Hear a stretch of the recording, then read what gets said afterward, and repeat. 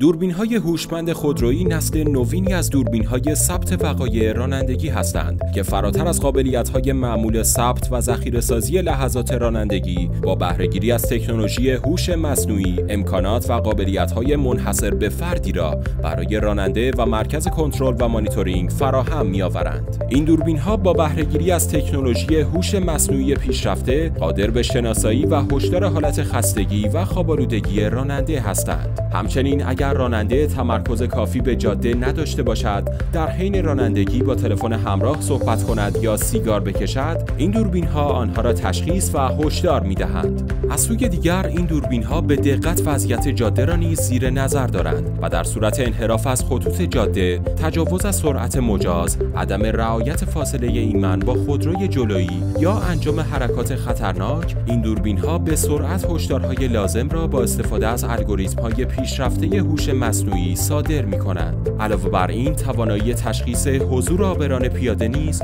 از جمله ویژگی‌های برجسته این دوربین‌هاست. یکی از ویژگی‌های برجسته و متمایز این دوربین‌های هوشمند، توانایی بی‌نظیر آنها در اتصال به نرم افزار مرکز مانیتورینگ و کنترل است. این قابلیت پیشرفته به مدیران مجموعه امکان می‌دهد تا به صورت زنده و لحظه‌ای تمامی هشدارها و خطراتی که توسط دوربین‌ها تشخیص و به راننده اطلاع داده شده است را به صورت آنلاین مشاهده و بازبینی کنند. با این امکان منحصر به فرد، مدیران نه تنها می‌توانند به صورت دقیق و لحظه‌ای وضعیت ناوگان خود را تحت کنترل داشته باشند، بلکه از تمامی مخاطرات و هشدارهای صادر شده مطلع شده و شرایط را با دقت و سرعت بالا مدیریت می‌کنند. این سطح از نظارت و کنترل، امنیت و کارآمدی بی‌نظیری را برای مجموعه و ناوگان حمل و نقل به ارمغان می‌آورد. این دوربین‌های هوشمند در کنار نرم افزار مانیتورینگ و نظارت، یک سامانه جامع و کاملاً مبتنی بر هوش مصنوعی